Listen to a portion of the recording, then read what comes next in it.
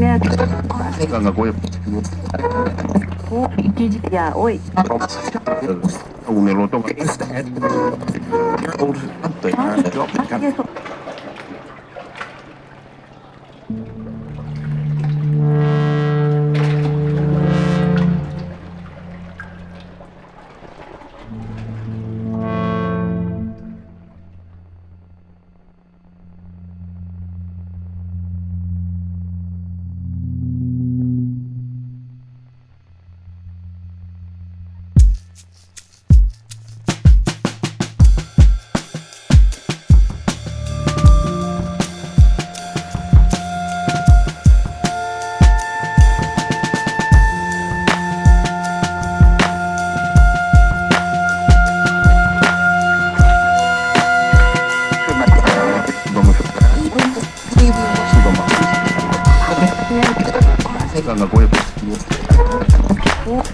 Ya, oi.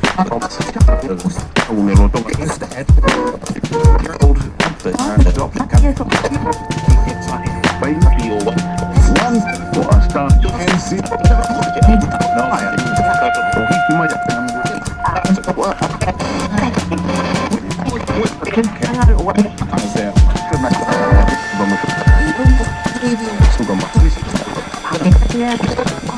gue Ya, oi. una loto Ya, oi. una loto gak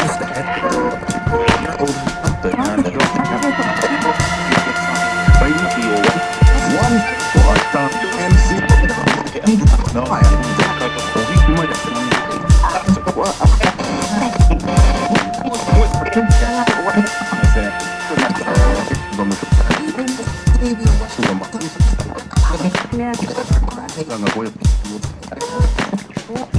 Ya, oi. una loto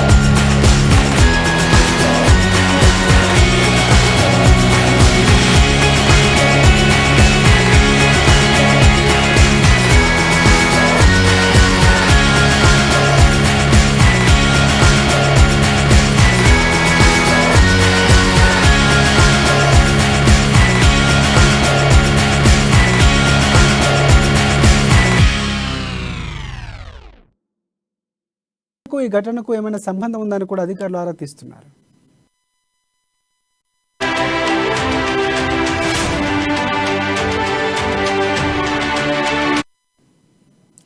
ఇక రైలు ప్రమాదంలో తమ వస్తువులన్నీ పూర్తిగా దగ్ధమయ్యాయని ప్రయాణికులు కన్నీటి పర్యంతమవుతున్నారు. బంగారంతో పాటు డబ్బు, బ్యాంకు పాస్బుక్, ఏటీఎం కార్డులు పూర్తిగా దగ్ధమైపోయంటూ ఆవేదన వ్యక్తం చేస్తున్నారు ప్రయాణికులు. చూస్తూ ఉండగానే రైలు మంటలు ఎగసి బోగీలు తగలబడ్డాయని అప్రమత్తమై అందరూ కూడా రైలు దిగామని ప్రయాణికులు చెబుతున్నారు. మరోవైపు అధికారులు ప్రయాణికులు తమ ప్రాంతాలకు తరలించేందుకు ప్రత్యేక చర్యలు చేపట్టారు. ప్రయాణికుల కోసం 6 బస్సులు ఏర్పాటు చేశారు. మరోవైపు మంటల్లో దగ్ధమైన బోగీలు వదిలేసి మిగతా బోగీలతో ఫలక్నుమా సూపర్ ఫాస్ట్ ఎక్స్ప్రెస్ సికింద్రాబాద్కు చేరుకుంది. దీనిపై మరిన్ని అప్డేట్స్ మా బ్యూరో చీఫ్ కృష్ణమూర్తి అందిస్తారు. కృష్ణమూర్తి, చెప్పండి. Thank you Rajasekhar. మరోసారి రైలు ప్రమాదం చోటు చేస్తుంది. ఈసారి తెలంగాణలోని హైదరాబాద్ సమీపంలో భువనగిరి ప్రాంతంలో రైలు ప్రమాదం. అయితే ఈ రైలు ప్రమాదంలో ఒరిస్సా బాలసోర్ తరహాలో కాకుండా కొంత ప్రాణ నష్టం మాత్రం ఎక్కడ జరగలేదు. కొంత ఆస్తి నష్టం జరిగింది. రైల్వేకి అయితే భారీగానే నష్టం వాటిందని చెప్పొచ్చు. అయితే ఈ ప్రమాదం వెనుక కుట్ర కోణం ఉంది అని చెప్పేసి రైల్వే అధికారులు కొంత భావిస్తా ఉన్నారు. కారణం ఏంటంటే 3 రోజుల క్రితము రైల్వే అధికారులకు ఒక అపరిచిత లేఖ వచ్చింది. ఆ లేఖలో బాలసోర్ తరహాలో త్వరలోనే ఈ వారం లోపలే మరో ప్రమాదం జరగబోతుంది. అది కూడా ఢిల్లీ రైలు మార్గంలో, అంటే సికింద్రాబాద్ టు ఢిల్లీ వెళ్లే రైలు మార్గంలోనే ఈ ప్రమాదం జరగబోతుంది స్పష్టంగా పేర్కొన్నారు లేఖలో. ఆ లేఖలు వచ్చిన నేపథ్యంలో రైల్వే సేఫ్టీ అధికారులు కానీ, రైల్వే మిగతా అధికారులు కానీ, ఇక్కడ లా అండ్ ఆర్డర్ పోలీసులు డీజీపీతో సహా మిగతా వాళ్ళందరూ కొంత అప్రమత్తమై ఆ రైల్వే ట్రాక్ లో పాటు రైల్వే సిగ్నలింగ్ వ్యవస్థ విషయంలో కొంత దృష్టి పెట్టి ప్రమాదాలు నివారించేందుకు కానీ చూస్తూనే మరోవైపు లేఖ ఎవరన్నా ఆకతాయిలు రాసి ఆట పట్టించిన రాశారా, ఇబ్బంది పెట్టిన రాశారా, లేదంటే జంగ జరుగుతుందా అనే విషయంలో పరిశీలించే టైంలోనే ఈ ప్రమాదం జరిగిపోయింది.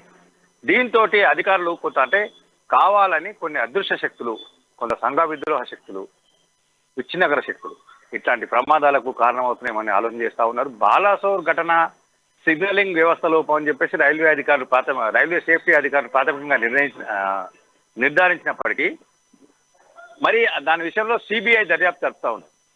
తాజా ఘటన కూడా సిబిఐకి అప్పగించి, అంటే ఆ ఘటన ఈ ఘటన రెండింటికి సిబిఐ అప్పగించాలని చెప్పేసి కూడా రైల్వే అధికారులు ప్రాథమికంగా నిర్ణయించారు. అయితే ఏదేమైనప్పటికీ రైల్వే శాఖ మంత్రి అంటే కేంద్రం దగ్గరికి వెళ్ళిన తర్వాత అక్కడ రైల్వే ఉన్నతాధికారులు, రైల్వే సేఫ్టీ అధికారులు ఢిల్లీ స్థాయిలో కొంత పరిశీలించిన అనంతరం ఢిల్లీకి సిబిఐకి ఇవ్వాలా, ఎవరికి ఇవ్వాలి, ఎలా చేయాలి దర్యాప్తు కారణాలు ఏంటంటే తెలుస్తా ఉన్నారు. మరో 1 వీక్ లో రైల్వే సేఫ్టీ అధికారులు ఈ ప్రమాదానికి సంబంధించిన అంశాల మీద, అంటే ఇది మానవ తప్పిదమా, షార్ట్ సర్క్యూటా, కావాలని చేశారా, ఎట్లా జరిగింది, కారణాలు ఏంటి అనే విషయంలో కొంత స్పష్టత వచ్చే అవకాశం ఉంది. సేఫ్టీ అధికారులు ఇప్పుడు కొంత ఘటనా స్థలంలో కొన్ని ఆధారాలు సేకరిస్తూ కొన్నింటిని రైల్వే ల్యాబ్ పంపించారు. కొన్నింటి ఫోరెన్సిక్ ల్యాబ్ కూడా కొన్ని నమూనాలను పంపించాలని నిర్ణయించారు. అక్కడ జరుగుతూ ఉంది. మరోవైపు రైలు ప్రమాదం జరిగిన నేపథ్యంలో కొన్ని రైళ్లను దారి మళ్లించినటువంటి అధికారులు మరికొన్నింటి కాజీపేట వరకే పరిమితం చేసి సికింద్రాబాద్కి వచ్చేసి, వరంగల్ సికింద్రాబాద్కి వచ్చేసి కాజీపేట పరిమితం చేసి అక్కడి నుంచి లోకల్ ట్రైన్లలో కానీ, లోకల్ బస్సులో కానీ ప్రయాణికులను వారి అంటే సికింద్రాబాద్ స్టేషన్ వారు కానీ గమ్యస్థానం చేర్చాలని చెప్పేసి అధికారులు నిర్ణయించారు. మరోవైపు ఈ ప్రమాదంలో కొంత ఆస్తి నష్టం జరిగింది. అంటే రైల్వే ప్రయాణికులు వాళ్ళ లగేజీలో ఉన్నటువంటి కొంత విలువైన సామాగ్రి కానీ కొంత జరిగినట్టు తెలుస్తుంది. దీనికి సంబంధించిన మొత్తం వివరాలను అధికారులు సేకరిస్తా ఉన్నారు. ఎవరికి ఎంత నష్టం జరిగింది ఏందని అంచనా వేస్తా ఉన్నారు. దాని నష్టపరిహారం తెలుగు విషయంలో త్వరలోనే ఒక నిర్ణయం తీసుకున్న అధికారం. అంటే మొత్తంగా చూస్తుంటే ఈరోజు జరిగినటువంటి ఘటన కొంత సంఘ విద్రోహకర శక్తుల కుట్రే కావచ్చని చెప్పేసి కొంత అనుమానాలు వ్యక్తమవుతున్నాయి. రైల్వే అధికారులు కూడా ఈ కోణంలోనే దర్యాప్తు చేస్తా ఉన్నారు. ప్రధానంగా ముఖ్యంగా చూస్తూ ఉంటారు. కారణం ఏంటంటే రైలు 80 నుంచి 100 కిలోమీటర్ల వేగంలో ఉన్న సమయంలో ఈ ప్రమాదం జరిగింది. అయితే అక్కడ ఉన్నటువంటి పరిస్థితుల్లో కొంత రైలు నెమ్మగించిన నేపథ్యంలో వెంటనే బోగీల నుంచి పొగలు రావడం దీన్ని చూసినటువంటి అధికారులు కొంత అప్రమత్తమై ఆ బోగీలను ఏవైతే మంటలు అంటుకున్నాయో S4, S5, S6, S7 ఈ బోగీలను కొంచెం విడదీసి వెనుక బోగీలను అటువైపు ఇటు ఈ బోగీలను జరిపేసి కొంత రైలు దూరం జరుగుతుంది. భారీ ప్రమాదమై తప్పింది. మొత్తంగా 4-5 బోగీలు కాలిపోయి ఒక 2 బోగీలు ఏదో కొంత నష్టం వాటినట్టుగా ప్రాథమికంగా అధికారులు నిర్ణయిస్తా ఉన్నారు. మొత్తంగా చూస్తుంటే ఈ ప్రమాదం కొంత సంచలనంగా మారిందని చెప్పచ్చు రాజశేఖర్.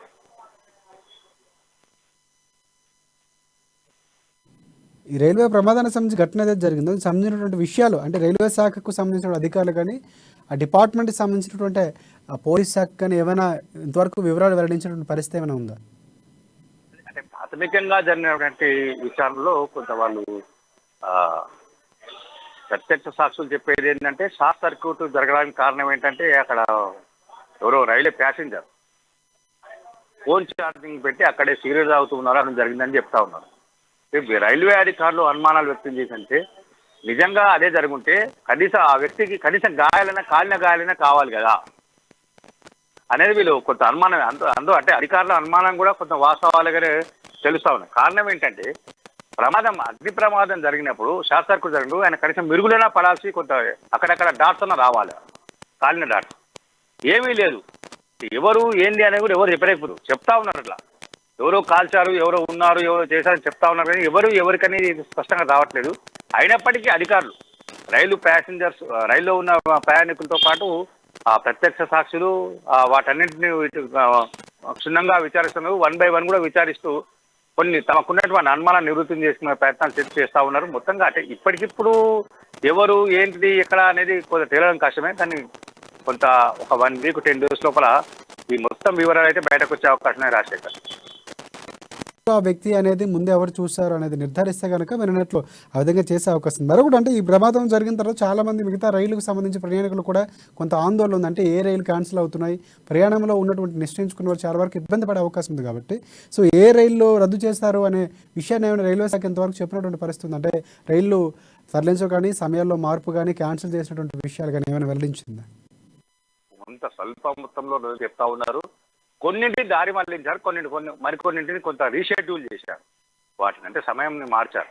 సపోజ్ 4 o'clock వెళ్ళాల్సిన రైలు ఉందనుకోండి, దాన్ని 8 o'clock 9 o'clock ఆ రకంగా వెళ్లేందుకు వాళ్ళు వ్యవస్థను ఏర్పాటు చేస్తూ ఉన్నారు. ఎవరైతే రద్దయిన టికెట్లు వాళ్ళకు ఉన్నారో వాళ్ళకి సంబంధించి SMS ద్వారా మెసేజ్ ఇస్తూ ఉన్నారు. అంటే జనరల్గా రిజర్వేషన్గా మనం ఫోన్ నెంబర్స్ SMS సౌకర్యం కోసం ఫోన్ నెంబర్స్ మనం దాంట్లో మెన్షన్ చేస్తాం కాబట్టి వాటికి సంబంధించినటువంటి వాటిలో ఇస్తాను.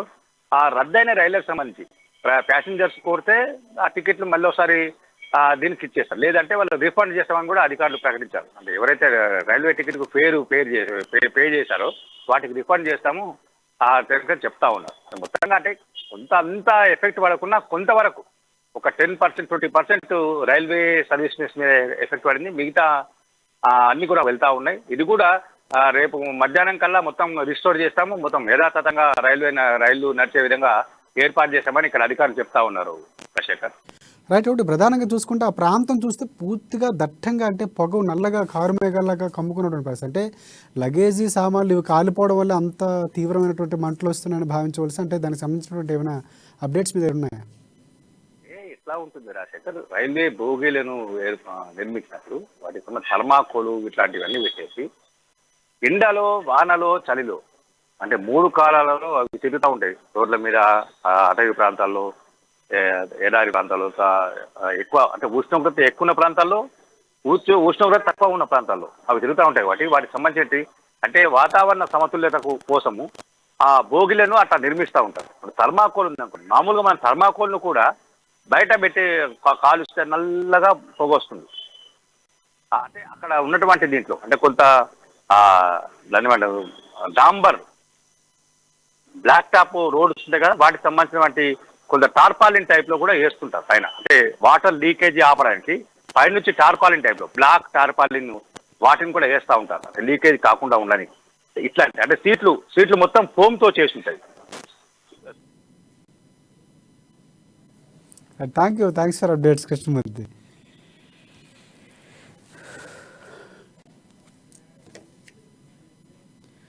రైట్. ఇక ఫలక్నుమా సూపర్ ఫాస్ట్ ఎక్స్ప్రెస్ ట్రైన్లో భారీ అగ్ని ప్రమాదం చోటు చేసుకుంది. ఈ ప్రమాదంలో 2 బోగీల మంటల్లో పూర్తిగా కాలిపోయాయి. ముందుగా రైలు నుంచి పొగ రావడంతో అప్రమత్తమైన రైల్వే సిబ్బంది ప్రయాణికులు అలర్ట్ చేసింది.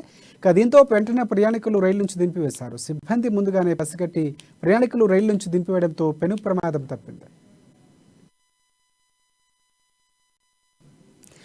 భువనగిరి జిల్లాలోని బొమ్మాయిపల్లి పగిడిపల్లి మార్గంలో ఫలక్నుమా రైలు మంటలు అంటుకున్నాయి. ప్రస్తుతం రైలును బొమ్మాయిపల్లి వద్ద నిలిపివేశారు రైల్వే అధికారులు. మంటలు అదుపులోకి తీసుకువచ్చేందుకు ప్రయత్నాలు చేస్తున్నారు. ఎలాంటి ప్రాణనష్టం జరగకపోవడంతో అధికారులంతా ఊపిరి పీల్చుకున్నారు. దక్షిణ మధ్య రైల్వే జీఎం అరుణ్ కుమార్ జైన్ ఘటనా స్థలానికి చేరుకొని పరిస్థితిని పర్యవేక్షించారు.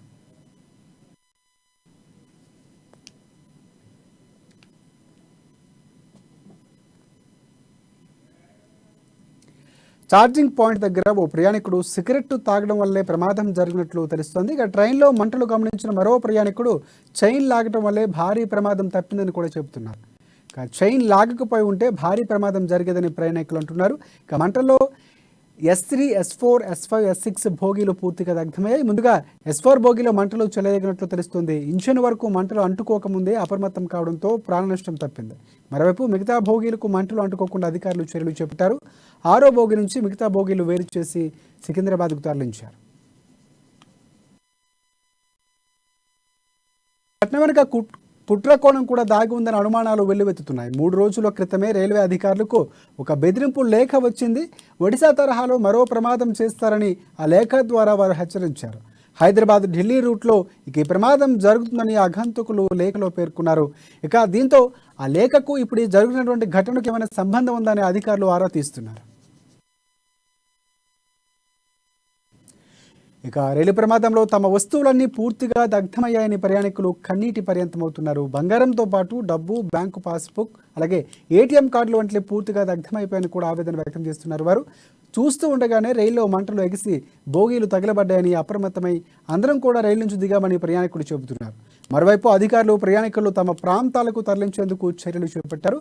ప్రయాణికుల కోసం 6 బస్సులు ఏర్పాటు చేశారు. మరోవైపు మంటలో దగ్ధమైన బోగీలు వదిలేసి ఇక మిగతా బోగీలతో ఫలక్నుమా సూపర్ ఫాస్ట్ ఎక్స్ప్రెస్ సికింద్రాబాద్కు చేరుకుంది.